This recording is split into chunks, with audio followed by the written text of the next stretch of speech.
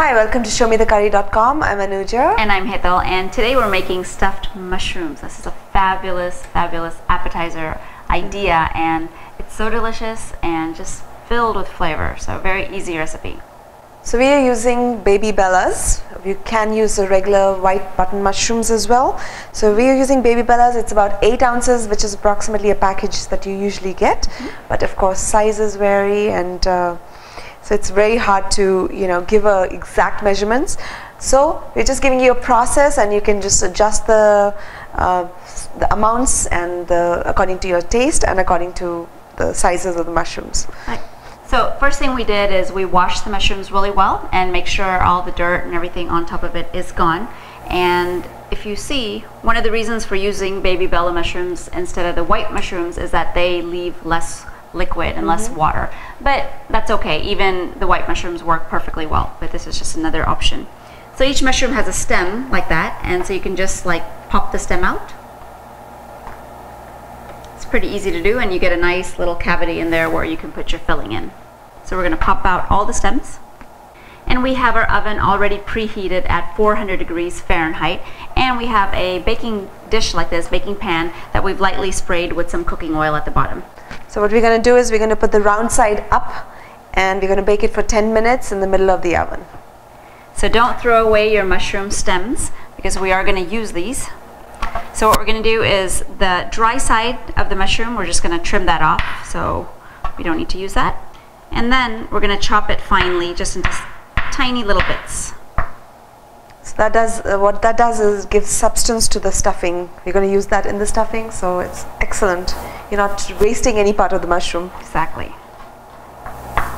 The other ingredients that we're going to be using for the stuffing is goat cheese and cream cheese. So for the amount of mushrooms that we have and the size of mushrooms that we have, we're going to need about approximately 2 ounces of cream cheese, room temperature, and which is about 1/4 of a pack, and the same amount of goat cheese.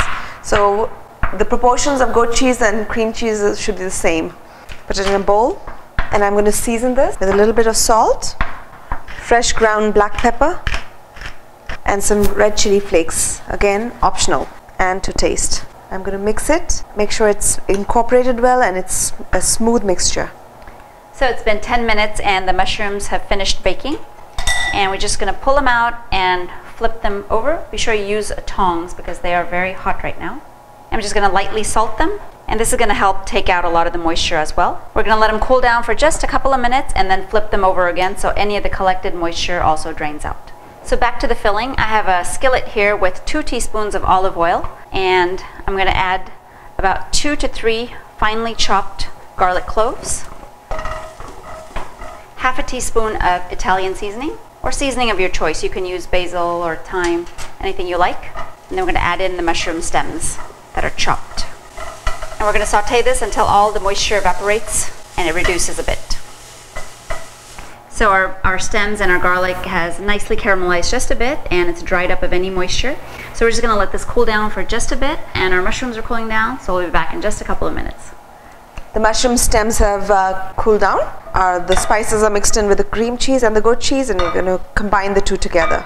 Now you can taste this mixture, and you can adjust salt, and you can adjust spices. If you want it spicier, you can add some more chili flakes. So mushrooms have also cooled down, and if you can see, they've collected water or a little bit of liquid on the inside. So what you're going to do is just flip them over so all the liquid drains out.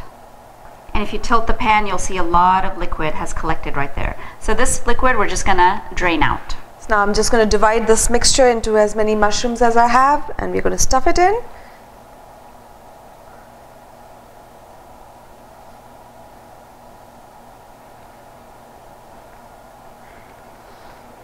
So we also have some panko style Japanese breadcrumbs, and this is a little different from your normal breadcrumbs because they're more granular. You can see that they have a lot more texture than your regular breadcrumbs, and these are fabulous to give a nice crispy crunchy texture to the mushrooms. So we just take a mushroom that's already been stuffed and just push it upside down and press down into the breadcrumb, and when you lift it up, they will have stuck on there, and we're going to put it back into the pan. So we're going to continue doing this for all of the mushrooms. So so that all the mushrooms are stuffed, and we do have a little bit of filling left over. It's not a lot, but I mean, who wants to waste it, right? So this is great for like bagels or toast in the morning. If you use it as a spread, you could use it up and not feel bad about wasting any of it. The oven is still on at 400 degrees Fahrenheit, and we're going to put this back in there again, middle of the oven, and for about 5 minutes. And once it hits the 5-minute mark, you're going to switch your oven off and put it on the broiler where the heat is coming only from the top, and we're going to broil it until the breadcrumbs get a nice golden color to them. So we baked it for 5 minutes, and then we put it on broil high and just constantly watched it, made sure there was just a little speck of brown, nothing more than that. You just want that little bit of color, and look at it, voila. So we're going to also now just add additional chili flakes. You know, why not? Completely optional. Yes. But they look pretty on top. Now, one thing you want to remember about these mushrooms is you do not want to eat them, or you don't want to serve them immediately, because the cream cheese filling inside is really hot. So let them rest for at least about 5 minutes before you serve it. So all our food is ready. We actually experimented a little bit with the jalapenos, same process as the mushrooms, except we cooked it for, instead of the 10 minutes in the beginning, we cooked it for 5 minutes. And of course, jalapenos don't let as much liquid go as the mushrooms did.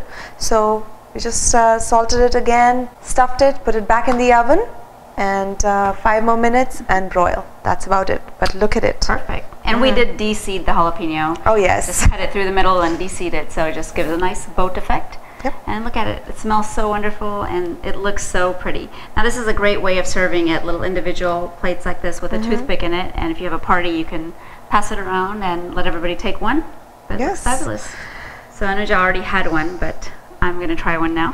Let's give this a shot.